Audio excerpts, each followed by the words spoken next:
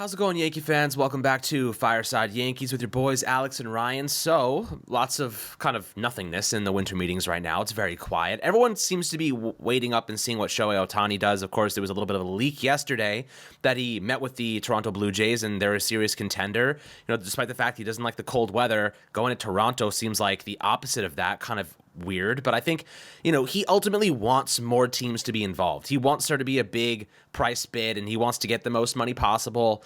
And obviously that's going to be the situation holding up the entire free agent market. Everyone wants to see how much Ohtani is getting before they spend money elsewhere. Everyone wants to see if they can get Ohtani before spending money elsewhere. So it's kind of an interesting scenario that is unfolding as we speak. But otherwise, we've just been hearing a lot of rumors, a lot of noise about the Yankees. Of course, Juan Soto, and apparently they don't want to trade Michael King and they don't want to trade Drew Thorpe, and they do want him. And obviously, you hear Aaron Boone come out yesterday on Yes Network and say something along the lines of he's a great player, but he's a Padre right now. We'll see what the next couple of weeks look like if that changes. Clearly, Boone is hearing the rumors. He knows that this is a scenario that is very realistic. It was very evident in the way he said it, that he thinks this is a possibility and he would love to have him. But obviously has not happened just yet. Now, there is some news coming about Yoshino Yamamoto. That market is crazy. Like, that is a situation where, there are reports saying that his market has reached an upward of $250 million, could reach closer to $300 million. I don't know about that. I don't know if that's true. It could be just noise and stuff the agent's trying to get out there to help drive his price up. But $300 million for a pitcher who's never pitched in the MLB before, it's a risk, and it's not just a risk. It's a freaking big risk. It's double the risk of Carlos Rodon, if we're being honest. So, Ryan, thinking about that, I want you to kind of dive into some of the rumors you've been hearing as well. But it's $300 million, $200 million for Yamamoto. We were like, okay, that's a lot of money. $300 million feels like a huge risk. It feels like something that, like, if it doesn't work out, you're in big trouble. But of course, if it does work out, you have an ace at 25 years old with even more upside to go. So, what are you thinking about that price tag? Do you think it's just noise, just gibberish, or do you think it's actually realistic he reaches that number, and the Yankees' interest in him, considering that kind of insane price tag? Well, reports have definitely swirled about his price tag going up, and the Yankees have only seemed to get more interested, right? Like you heard Jack Curry yesterday on Hot Stove. He was very adamant that the Yankees heavily desire or really want Yoshino Yamamoto. And look, Jack Curry's kind of the guy that, when it comes down to it, the buck stops with him, right? Whenever, it doesn't matter what other reporters say, if he says the Yankees aren't interested or the Yankees really aren't looking there, it's not happening, right? Like we saw this with Correa and Story, when the Yankees were in that big market for the shortstops, and he was like, we really didn't see it happening, and they didn't land him, right? For Bryce Harper, he was like, yeah, I don't think the Yankees are interested in Bryce Harper. They didn't land him. He was very much adamant that the Yankees were interested in Cole and Rodon. They ended up landing them.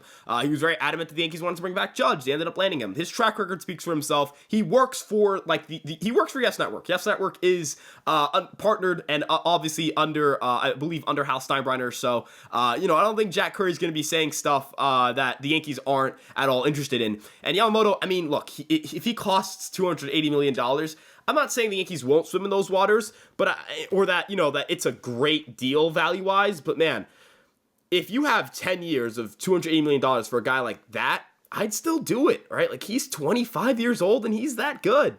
Teams don't want to give $280 million to just anybody, right? If he wasn't worth that price tag, teams wouldn't be willing to pay. This guy is a stud. The Yankees have been rolling the red carpet for him, essentially. What have you ever seen? Did the Yankees do that for Garrett Cole? They do hey, we'll hold the number 45 for you, bud. They gave it to Luke Voigt. Did they do the whole, Carlos Rodon, we're going to have, they had scouts probably go watch him pitch, but, you think Brian Cashman was, publicly saying, yeah, this guy's a great pitcher. We really want this guy.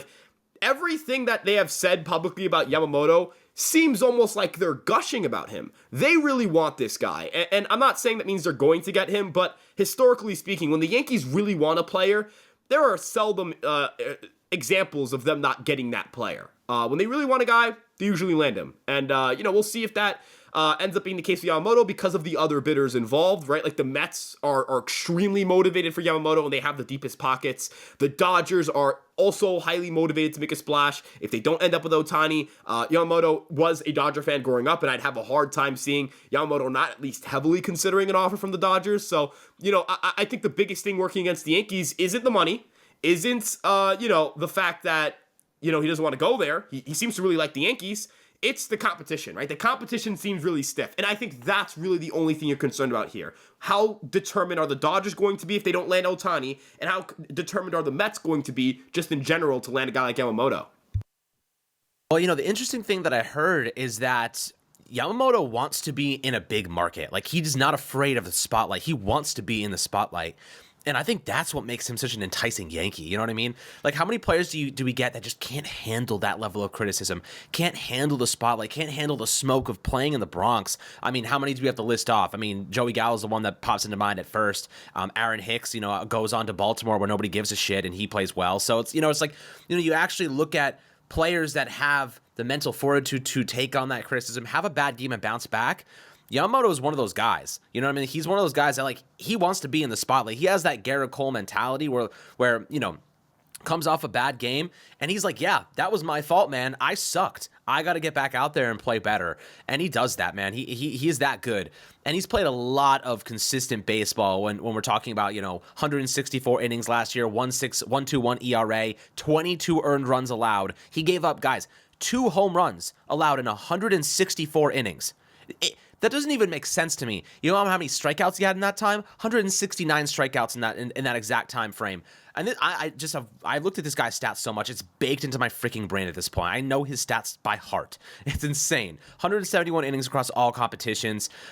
He was lights out, man. And Brian Cashman shows up to go and actually watch him. You know what he does? He says, "Oh yeah, all the MLB executives are here. I'm gonna throw a no-hitter." Goes out there and absolutely dominates. This guy looks adversity in the face, looks challenges in the face, and said, "Yeah, you're my bitch." That's what he does. That's what Yamamoto does to challenges. And I think that if you're going to spend big on a player like this, it's a risk, but you're risking it on a guy who, when the going is tough, when he needs to step up, when there's a big game on the line, he steps up and dominates. When the eyes are on him, the executives are watching, he throws a no-hitter. In the Japan series, when he needs to step up, he throws a freaking 9-inning gem.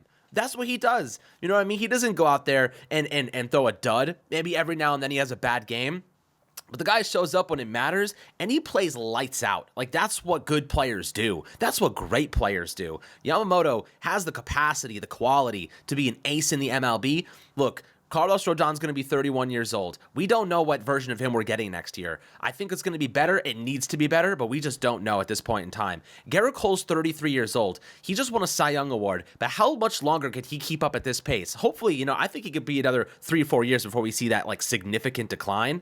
You see Justin Verlander, Max Scherzer still dominating late in their 30s, so you see Garrett Cole still right in the middle of where pitchers are still very dominant, and he is as durable as they come. You add a player like Yamamoto at 25 years old with that level of durability to a rotation that is hoping to keep Michael King, is hoping to have, Nestor Cortez back and healthy, maybe brings back Frankie Montas.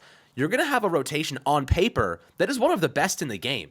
And yes, it's going to be expensive, but when it comes down to it, and you're in the playoffs, and you're facing off against the Houston Astros or the Texas Rangers, and you're in a really difficult spot, and you need a starting pitcher to go in there and last 6-7 innings and give up 2 runs, 1-run ball, those are the guys you go to look to. Those are the guys that step up and make those moments happen. And then on top of that, you go and you add Juan Soto. And I was just looking at his numbers with runners in scoring position this morning, Ryan. And by God, the Yankees were one of the worst teams in baseball with runners on base last year. You want to know how good Juan Soto is with runners on base, guys? I'm just trying to rattle these off the top of my head. But I think he hit 299 last year. Over 144 at-bats with runners in scoring position, 299. I think it was a 436 on-base percentage, 9 homers, and 71 RBIs with a 1.015 OPS. Guys, if you want to solve the problems of driving runners in, you go get Juan Soto. He is the answer to all your problems. You figure out the rest later. Aaron Judge and Juan Soto will power your offense like a nuclear freaking reactor for the next 7-8 years. That's all you need. If you keep Juan Soto beyond this upcoming season, if you want to just talk about 2024, those guys are a nuclear reactor and the sustainable kind. The new type, not the fusion. They are the fission nuclear reactors. These guys are absolutely insane. So I want to see the Yankees build something where they're in the playoffs, They're in the ALCS. They are in the pennant. They're about to win the pennant, and they have Yamamoto on the mound pitching 7 innings of elite ball, and then you have Juan Soto going up there and hitting a 2-run homer to give the Yankees a 2-1 lead because those games are oftentimes low scoring. That is what wins championships. Those are the players that make a difference. Yamamoto is that difference maker. So if it's all it's going to cost is money, the Yankees being one of the most just lucrative and heavy spending, heavy hitting teams in baseball in history, can't say no. And that's my personal opinion on the matter. I want to add on to that home run stat you mentioned. You mentioned he threw a no-hitter when Brian Cashman was in attendance. That was his second no-hitter. Yoshino Yamamoto was just as likely to throw a no-hitter as he was to give up a home run all of last season, which, I mean, that's incredible, right? You have as many no-hitters as home runs allowed. That's mind-boggling. That's the type of stuff that shouldn't happen, right?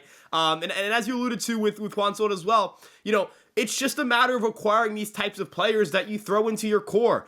You don't get an opportunity to sign a 25-year-old free agent starting pitcher to throw in your rotation that doesn't come with a qualifying offer. You have to sacrifice no picks to get him. You don't have to sacrifice international pool money. He's that good. This is a special player. I was doing a little bit of digging on his pitch mix. The vertical movement on his fastball is excellent. He could have a really, really, really good sweeper if he develops it stateside. The shape on it looks pretty good. And then for the splitter, that's like a wipeout pitch. His splitter is a wipeout pitch. Keeps the ball on the ground too. This is the type of guy that profiles well for any ballpark. The type of guy that profiles well for any run environment. Profiles well for any situation, any matchup. And ultimately, do we think that the New York Yankees, do we think that the New York Yankees have heard the noise from fans? I think they have, right? I think to an extent, they know that the fans are not happy. And if you want to wipe away the poor taste or the sour taste of an 82-80 season during a World Series window, go out and get Juan Soto and go out and get Yoshino Yamamoto. Getting Yamamoto makes it a lot easier to get Soto. And I know that people are going to mention, well, is it financially feasible? And I would say that I would definitely have my doubts about the Yankees being able to financially secure both players long term, but the money you would make from both those players would justify it, no? Yoshino Yamamoto opens up the international market. The Yankees have not had a star Japanese player since Tanaka departed, and the last year he spent here was during the pandemic year. So, we only got 60 games of him, and he even spent some time in the IL. So, you bring Yoshino Yamamoto over to the United States, you've got the best player, currently in Japan coming over here. The allure of Yankee Stadium, the fans, the people who will come to watch, the people who will watch through television. The Yankees could broaden their reach internationally, even though they already have a strong grab hold on the international market, given the fact that they're the New York freaking Yankees. Jersey sales, right? People renewing tickets, people buying tickets. Juan Soto, you get Juan Soto, right? Obviously, more people are going to buy, tickets, all that stuff. It's Juan Soto. Everybody knows who Juan Soto is, right? So stateside, you're going to get more money there. Internationally, you get money from Yamamoto being a New York Yankee. And then the big thing here, Alex, winning a World Series is the best way to make money. You win the World Series, you get that 28th World Series title. You're Brian Cashman, you're Hal Steinbrenner. You'll make money you couldn't even fathom. That you couldn't even fathom a baseball team making. That team would make freaking bread. Think of how much tickets are going to cost the Yankee Stadium if they win the World Series, if they get to the World Series and play there. Think of TV revenue. The Yankees are in the World Series. That's box office, right? It would be their first appearance in 15 years or 14 years, excuse me. No, it would be 15 years at this point. Another thing in this whole revenue financial equation here is, Alex, the New York Yankees are trying to, outpace and not that they're going to ever go irrelevant, but you're trying to reestablish yourself as the premier franchise in all of sports.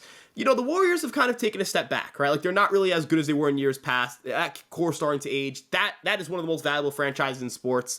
The Patriots no longer have Tom Brady. That's another big brand that's kind of gone to the wayside. The Cowboys have been the most valued franchise in sports for a pretty long time now because it's football, and football's kind of taken a huge leap, but they haven't won a title in 20 plus years, so it's a little bit different, right? The New York Yankees win a title. The New York Yankees have a team headlined by Juan Soto, Aaron Judge, Garrett Cole, Yoshino Yamamoto. They have that brand, that mystique, right? That star power, that market, that box office feel to them. They are once again the premier flagship franchise in all of North America. They reestablished themselves as that top dog. They remind everybody they are the team with the most championships in North American sports history. They are the winningest franchise in baseball. They are the flagship franchise of baseball. They are the face of North American sports. And if you want to establish that once again, getting both these players goes a long way to doing that. And, Alex, I mean, as both of us talk about this team daily, I promise you, there is going to be very little for you and I to try to dissect and criticize with those two players. If Juan Soto's bad with the New York Yankees, how could I possibly question the move to go get him? How could I possibly question the move to get Yamamoto? I couldn't possibly fathom questioning either of those moves. It's an unquestionable move. It is a move that has such a high floor. These are decisions that just make you so much better. And all you have to do realistically is trade a few prospects and spend money, which the Yankees have plenty of. Absolutely, man. I mean, look, right now there's no excuse. We know that the team has the resources. We know they're aggressive. We know they're listening. And we know that they know exactly what their issues were last season. Starting pitching and, of course, hitting with runners in scoring position and generally just actually hitting the ball in general. So I feel as though they can knock two of these things out of the park. And another little piece here that they're trying to get in to mix is actually the Padres insisting the Yankees take Trent Grisham. And he has an estimated salary of around $5 million in arbitration for next year. So Trent Grisham's an interesting player. Someone the Yankees could view as a, short-term kind of plug and play in center field if they wanted to go in that direction until Jason Dominguez is back. You can survive with that. He's not very good. You have 2 years of really underwhelming play, but he was good a couple of years back. Last 2 years, not so great, as I mentioned. Really good defensive player. I think he has like 21 defensive runs saved over the past 2 years or something in that range. So he's not bad at all as a center fielder, but I'll say this. His hard hit rate, his slugging metrics, some of those advanced metrics in terms of, average exit velocity, barrel rate, hard hit rate, they're not bad. He just has a lot of swing and miss problems. And I think that's kind of similar to what the Yankees kind of deal with guys like Everson Pereira or some of their frequent players that we've seen in the past that just strike out a lot. I think he has a close to a 30% strikeout rate, but does walk at a double-digit percentage every year. So, ideally, I'd rather have Kevin Kiermaier than Trent Grisham, but it seems as the Padres feel as though they have a number in mind that they're trying to clear. Because Trent Grisham, $5 million, and Soto at, let's say, $30 million, that would clear $35 million in salary for them. It seems as though they're specifically trying to get rid of a specific amount of money. Which obviously gives the Yankees plenty of leverage. So we'll see how things go. I think we'll do a little bit more of a breakdown on Trent Grisham in an individual episode and take a look at, can this be a nice short-term solution for us in 2024, and if not beyond, just be a nice depth piece. I mean, ideally, he is a depth piece. He also has 3 minor league options, so you can work with that if you want to. But, guys, always happy to hear perspectives below, down in the YouTube comments section. Always happy to hear your thoughts on the situation at hand, but hopefully you had a good time enjoying this episode. Make sure to like and subscribe, as always, to support the channel, and we'll catch you guys on the next one.